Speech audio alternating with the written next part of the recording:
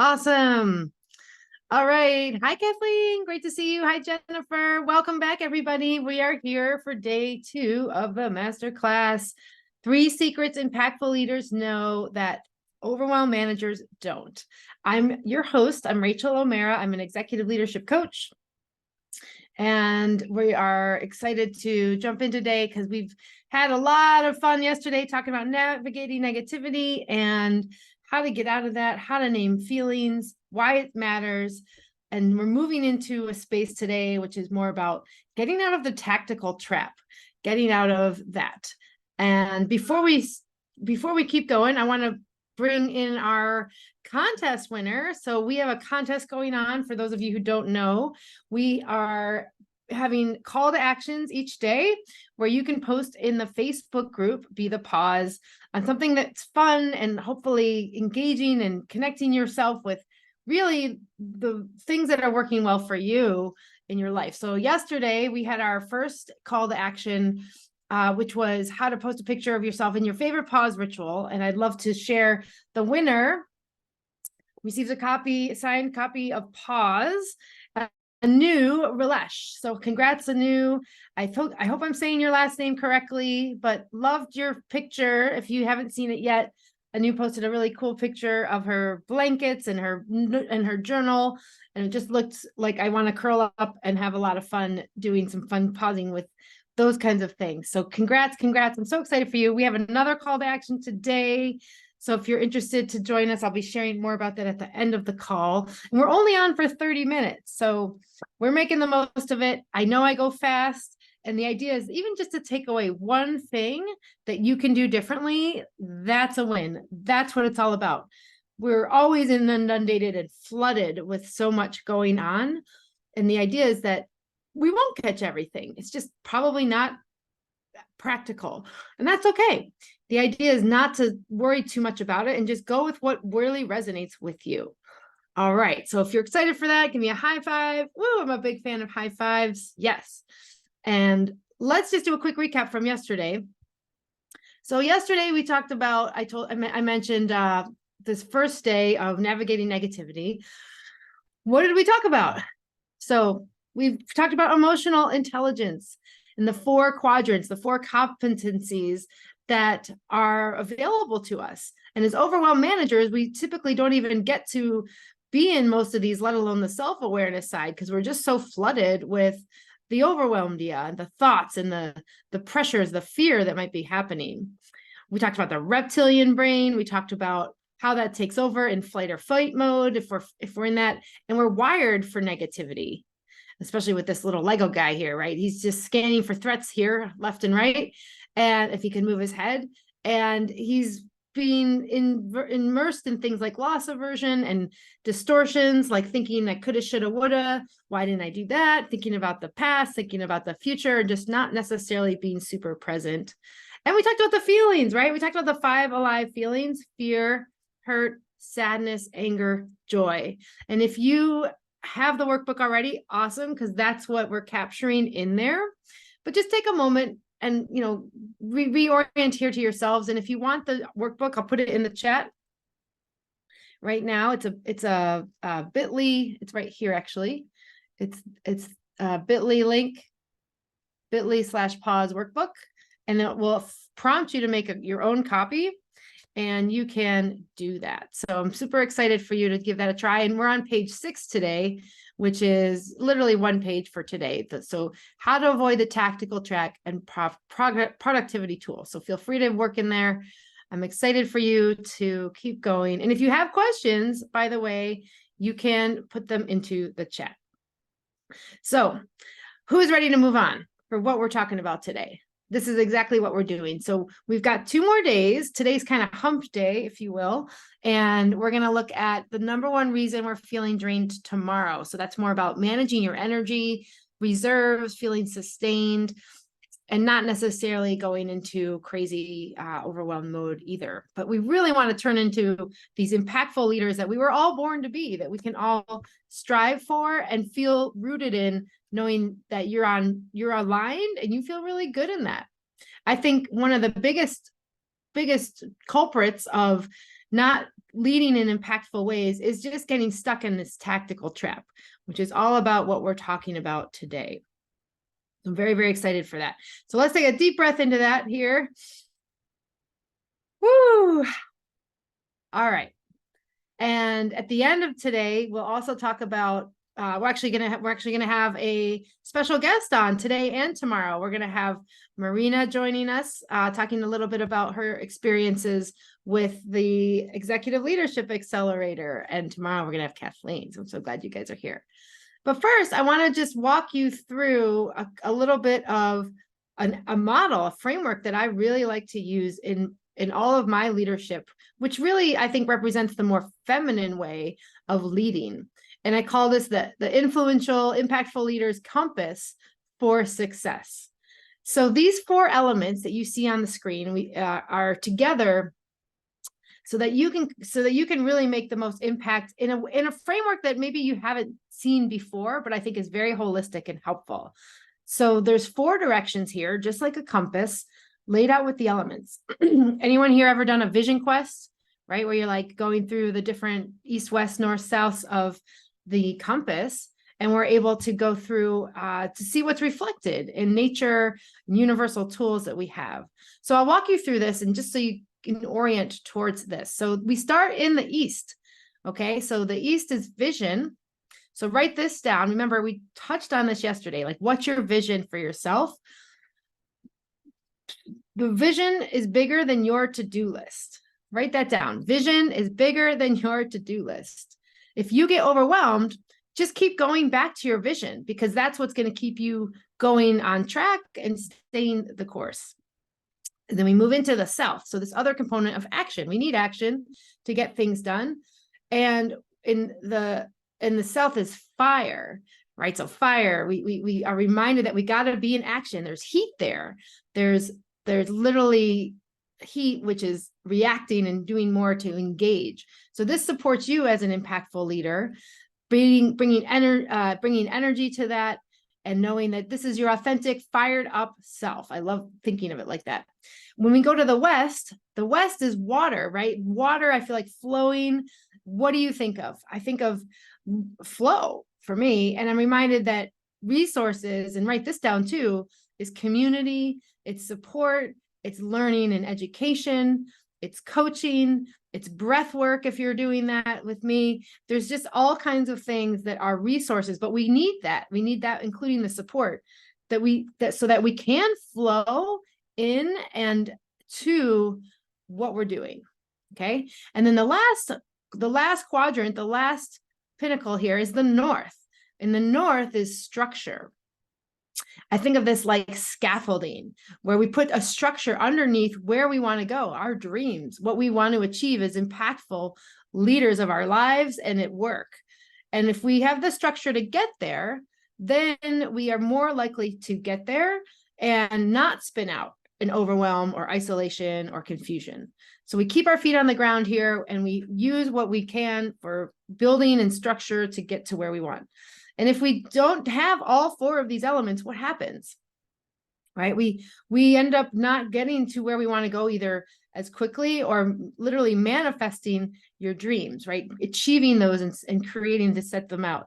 So if this sounds like if you like this model or you want to achieve your dream, just put a yes in the chat, because the yes really signifies, you know what, even if I spin out, like that's not where I'm supposed to be. I'm here to feel fulfilled and confident and impactful. And I'm not alone, right? So know that too. Like, we are not alone, and we have each other. You have yourself, you've got you, and I've got you. So I love that we think about it like that. And I bring this in today just as a teaching tool, really, as an additional resource for you to think about holistic leadership, and that we're not just, there to drive results and action and the fire, right? It's about everything different. All right, so we're going to get right into it. I know we don't have too much time today, and then we'll talk about some ways to keep going here. So, secret number 2, avoiding the tactical trap, literally having the task abyss that we can slide so easily into, but also what's on the flip side of that, right? Quality time. We want more quality time with whether it's friends or family or things like that. But what unfortunately happens is we get stuck, right? So question for all of you, like how many of you get stuck in the details? Just say details in the chat. Like we get mired in that. And we're going to talk about why and how we can get out of that as impactful leaders. But as overwhelmed managers, when we're in that mode, we just feel like we got to do one more email or 10 more emails, or we get stuck in that. I know for me, it's like the scrolling trap of just continuing to scroll through emails, or what else did I need to answer, or distracting myself. So we want to get out of that depletion zone and into the possum zone, if you will, for us, because this isn't empowering, right? This is disempowering. So we're going to talk about 3 things that the overwhelmed managers do first, and you might resonate with some of these. Like maybe you're like, oh yeah, that's me. So fear not, because we're going to talk about how to counter these, each one. But let's talk about this first one, where overwhelmed managers, who's with me on this one, where there's just never enough time. I know for me personally, like one of my favorite go-to excuses all the time was I don't have time. Like I don't have time for that. All right. So what's your excuse? Put it in the chat. Let's have some fun here. Like what's your excuse when you're feeling overwhelmed that you are either not moving forward to do something? And again, if you see these little marks, the little pen mark on the upper right here, that just means it's a workbook item. So you can fill these in right here underneath the overwhelmed managers mode. Okay. So never enough time. So yeah. So fear is like, yeah, like I don't need to do that. And good question to ask here too is, thinking of productivity, because we're relating it to this. For overwhelmed managers, like, is this being productive? Like, think about all of, like, even if it's 10% of your time that's thought about whether you have time or not, or worrying about something, or procrastinating about something, stressing management, spinning out, right? All of these things. Does that add or take away from being productive? Like, I know it's an obvious question, but like, that's literally what we're doing when we're in this mode. So the price we pay, knowing there's not enough time, is particularly a lot, whether it's our mental energy or literally time that we don't get on the clock for really being productive in ways that we could at work. So that's a really big one, I think, for all of us. So now that we know, the first thing we know is there's never enough time for the overwhelmed managers. The second one is we're stuck in task mode. So overwhelmed manager mode means there's never enough time, but we're really good at tasks. Like that's the flip side of this, but it can also be our Achilles heel a little bit, because what happens is that we end up in what I call this task abyss. And that's like the tactical trap for me. What I mean by that is it's like, when you think about the task abyss, you probably have a visual in your mind being like heads down, focused, like lasered in. But then it's also like potential rabbit holes, or stuck in the weeds, or trying to get one more thing done. I think the telltale sign here is when we ask ourselves, like, I just got to do this one more thing. Who said that in the last hour to yourself? I just got to get this one thing done, or let me get this done first. I even started that this morning, right? Here I am leading the masterclass, and I wanted to like take care of this very tactical payment system and spend way too much time on it. And I knew it was going to be a total time suck. And I'm like, this is not what I need to be doing right now. Like an hour ago. So I stopped. I took myself out of that, and I got myself into impactful leader mode, which was out of the task abyss, but more about focusing on how to be more productive with being present with myself. So why is this so important? And here's the deal. You can probably all agree with me.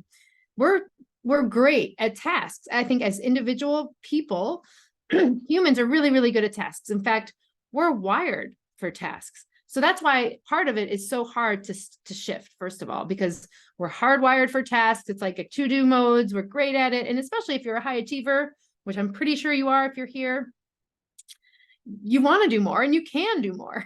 So there's this complete tug and pull for thinking, oh, I should be doing more. And then maybe you feel guilty. And the reality is that's just our brains wanting to stay in the comfort zone of doing things to feel safe, because that's what we know.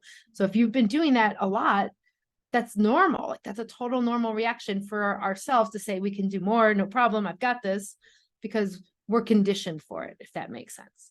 So just type in makes sense if you're following what I'm sharing here and picking up what I'm laying down. I also want to talk a little bit about this neuroscience because it's very relevant to what and how this works. So I mentioned we're really good at tasks, right? And as overwhelmed managers, we're kind of stuck here sometimes. We're not necessarily lifting our heads up, seeing the forest through the trees, so to speak, and or being strategic, or like, what do I need right now? Putting ourselves first in those ways. Here's what's going on behind the scenes, literally in the neuroscience of your brain. So we have two modes of the brain. One is called the task positive network, the TPN, and another one is called the default mode network, the DMN. This is on the slide here. So our brains can work in both. And guess which one is when we're in task mode? The task positive network. So the task positive network lights up, so to speak, and that stays lit up. However, the default mode network is another zone of thinking and being in the brain where we are in the more creative space. For example, if you were to put your hands up and do a power pose with me right now, like a V for victory, just kind of lifting your head, your hands above your head, getting a little state change here as well. Just stay here for a moment, maybe even take one deep breath with me. We've now probably entered the default mode network, if you're like me. And this feels very different in our brains. And it's almost like, all right, you can put your hands down. Thank you. Thank you for playing. And that also means we're not in the default, we're not in the task mode network. Because here's the deal. It's like a light switch, a binary switch where we are either in one or the other mode. We cannot be in both. So we have to actually toggle in our minds and our broad brains and bodies to be either in the task positive network or default mode network. And this is research by Richard Boyzatis, by the way, Case Western University, who's done a whole bunch in a book on vision, but this is what he's found. So we are only nourished and replenished when, if we were to pick one of these modes, which one would it be? It would be the default mode network, right? When we're in that visionary creative space, and we don't have to put our hands above our head, but we could take a breath. Maybe we're outside in nature, or maybe we're just getting up to the kitchen to get a glass of water. It doesn't need to take a lot of time, but we're literally not in the task mode. It is the only time where we can receive and take in anything that feels sustaining for us. I call this nourishment, right? So we have to be very diligent and vigilant almost to move into that network mode because we do not get replenished otherwise. And this is huge, right? So when we tie this back to burnout and people feeling not fulfilled at work, we can kind of see why. What if you just did tasks for 8 hours, didn't take lunch, didn't leave your desk, crammed everything in, which is great, you're doing a lot, but how much of it is a service to you to get out of the task abyss? And the only time we're nourished is when we're out of that task mode. So what do we do? How do we do this differently? So one of the ways is we can pause more, right? And research tells us as well, every 45 to 90 minutes is the max we should go. And everyone's going to be a little different. So you can play around with this, but literally have anywhere from a minute, 60 seconds, 30 seconds to 5-minute pauses per time chunk of maybe it's 45 minutes, maybe it is 90 minutes, maybe it's an hour. Play around with it. I actually time myself when I'm in like a big task mode to do something different, and it works because then I know, all right, I am crunching this up because some stress works, like some stress is helpful, right? That's called eustress. And that's great, but we need to bring in and toggle ourselves. That's the skill. Like that's the prefrontal cortex skill that we need to learn. And that's the emotional intelligence part. Like that's us being aware to say, hey, I've been working 3 hours, 180 minutes, and I need to go to the bathroom. So let me take a 5-minute break here or 10-minute break. And it's about what serves you. Okay, so yeah, is this making sense? Just makes sense into the chat there, if that's good. So we've talked about the never enough time, the stuck in the task abyss. And then the third thing that overwhelmed managers do, which I want to share, and this is, kind of probably makes intuitive sense, is that we are on autopilot and we can't get out of it. So what's autopilot? Autopilot's literally just doing what we know. It's our habits that we don't think about, like clearly breathing. We're not thinking and breathing like, okay, Rachel, breathe right now, unless we take a conscious breath. But when we're in autopilot, it's our habits, it's our patterns that we know and do really well. But we might be in reactive mode. We're not thinking, we're just reacting. It might be engaging in like long, like work nights to get stuff done, but it's, you know, or scrolling our social media. That's just mindless. Like tell me about it, right? I know that one. And so it's really hard to get us out of autopilot. So there's really not too much thought around anything else other than what you're doing in the moment, right? And there's no thinking like, how should I resource my energy today? Or how am I doing? Is this serving me? Like, well, that's not on autopilot. That's the prefrontal cortex, which is our thinking brain, that also comes online when we name things like feelings. So these three things together, I kind of think really keep us in that overwhelm manager mode. And what's your favorite one? You know, let's type in 1, 2, or 3 here. Like, what's the one you enjoy, so to speak, that you get into? For me, I think 2. I think the task abyss. I think number 2 would be mine that I would share. Yeah, right, Cindy, thanks. So now that we've kind of shifted, now that we've talked about what these 3 things are, that's the fast track to stagnation, right? That's like burnout, the things that our own EQ isn't going to get to unless we allow ourselves to do different things to get through those. And that's what we're going to talk about now. So what do we do as impactful leaders, right? So switching gears now. So if you're an impactful leader, instead of never having enough time, now you are time savvy, you are time aware. Doesn't that sound so much better? And think about the productivity side, right? When this happens, we're way more aware of how we can be resourceful and have abundant time. This means that we have more time with friends and family. We can carve out things. We set boundaries better. We just don't waste time in the world of the autopilot or wasting time as well for that. By the way, there was a study from Duke University. They claim in 2006 that up to 45% of our daily behaviors are automatic. Like half of our day is on the autopilot. Okay, and people with higher EQ, emotional intelligence, have a higher attention span. Like we actually can do more because we're resourced better. So being time aware means that you're present. It means you're present to what you're doing and you're conscious, right? That's the capacity to know. So you carve things out, you carve time out for priorities, right? What you do. One way I've seen people do this well is creating rituals for AM and PM, right? And we can stay ahead as well in some other areas. Number 2 here. So what else do impactful leaders do? Well, we toggle that default mode network, and instead of staying stuck in the task mode, we toggle. We go, okay, let me go to the kitchen and get a glass of water. Let me go put on a song on that I really like to get my energy up. Let me share with someone I care about so that they actually know that that this is happening to me and I don't feel like I'm just left out in the wind trying to figure everything out by myself. So getting off of autopilot is important. Number 3 here as well, using the law of little things. And this is a really good one. And that's you literally asking, what's the next little thing that I can do? So again, we're getting off autopilot. I want to really emphasize this. This is referring to number 3.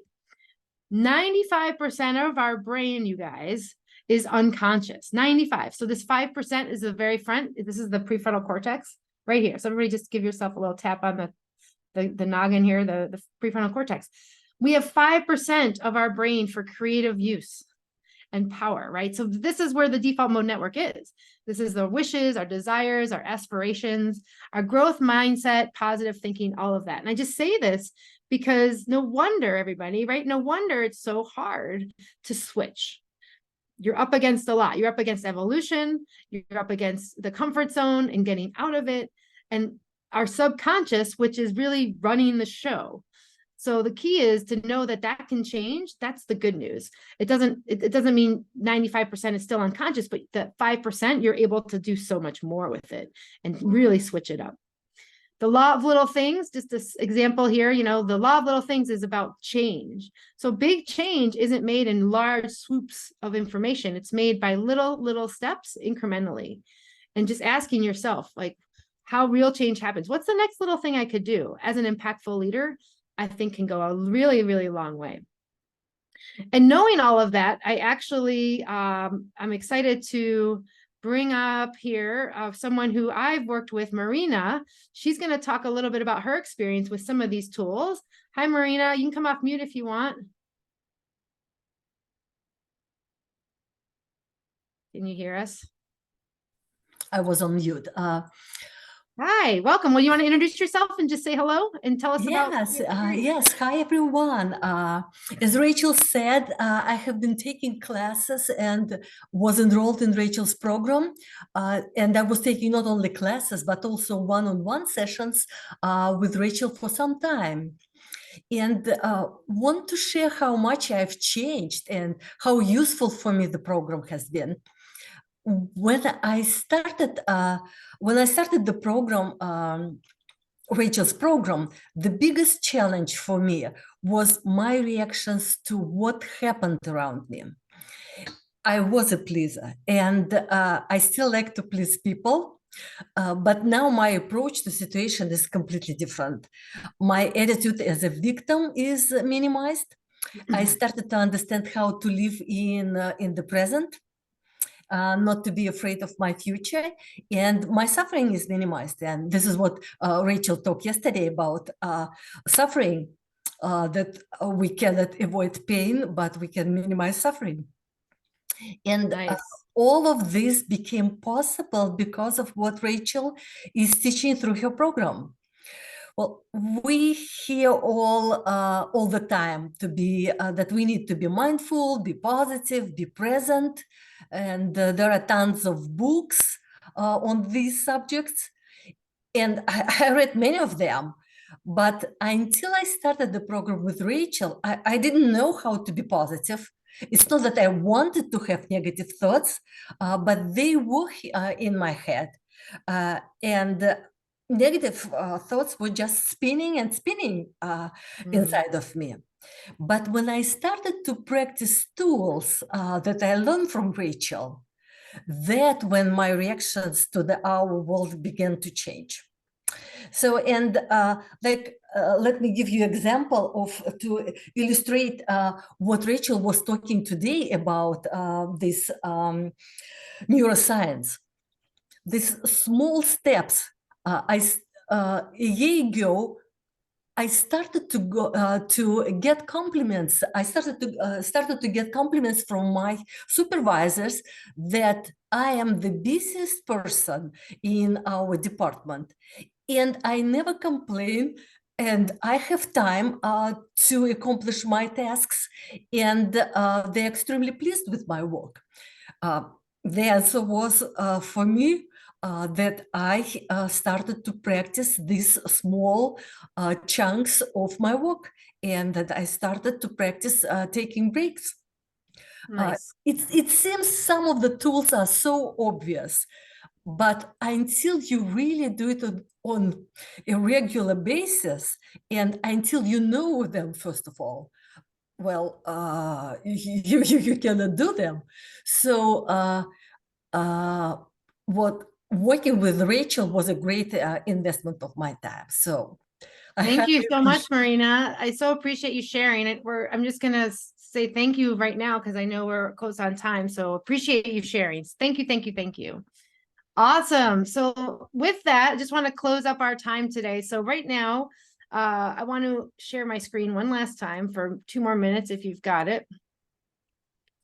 So Marina was just talking about the Executive Leadership Accelerator, which is for executives. It's a 4-month program, and we really work on these 4 pillars to get you from where you are today in overwhelmed manager mode, potentially, to this impactful leader, this person and human who is living fulfilled through what they want, and also rising to your next level, feeling clear, confident, and calm, I like to say. And we do that through these 4 pillars, which I call right here the EQ savvy leader, embodied leader, Nourish Ninja, and Mental Ninja. Like, these are fun names, right? So I love that we get to do that.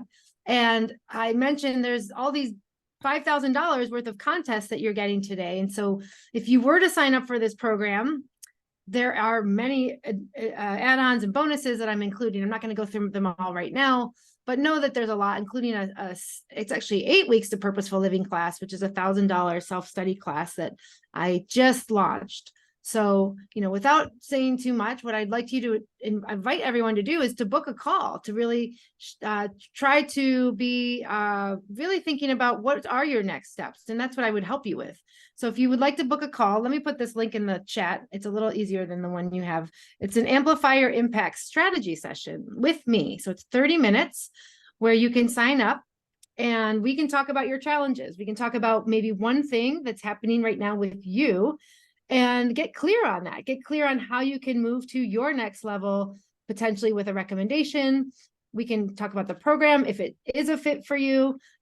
The idea is that this is just another opportunity to go deep, and everyone who's registered here is entitled to a call, and I would love to support you. So if you're feeling it and you are interested to go deeper, please just book a call. I've got slots open for today and tomorrow, and I think there's about 7 slots. So feel free to join those. They're just a first come, first serve. And call to action number 2, we're going to talk about that today in the contest. So if you go over to the Facebook group here, let's go see it. But the call to action is to share one way you enjoy quality time. Okay, because today is all about how do I get more of this creation of space, quality time. That means I can be more productive, which is totally an accurate point from the research as well, when we have more quality time. So what's one way you like to do that? Share a picture or tell us on that. You can put it in the Facebook group, just tag it with EQ Leader, and we'll have another winner tomorrow. And tell us why you love it so much. And yes, we can comment on other people's posts. They could be from day 1, they could be from today. And we'll have another one tomorrow. So hopefully this is fun. The idea is to get everyone engaged and play full out for just these 3 days so that you can take your leadership to the next level. All right. So thanks so much, everyone. Sorry, we're a couple minutes over, but see you tomorrow. And what's your biggest takeaway? If you want to just type that into the chat, what's your biggest takeaway from our time today? This is us integrating what we're learning as always and figuring out what we can do differently. All right. So thanks, everybody. I hope you have a great rest of your day. And we'll see you tomorrow for day 3, which is all about the draining of energy. How do we stop getting drained out of energy? So we'll be there tomorrow, same time, 10 o'clock, right here. Bye, everybody. Thanks so much.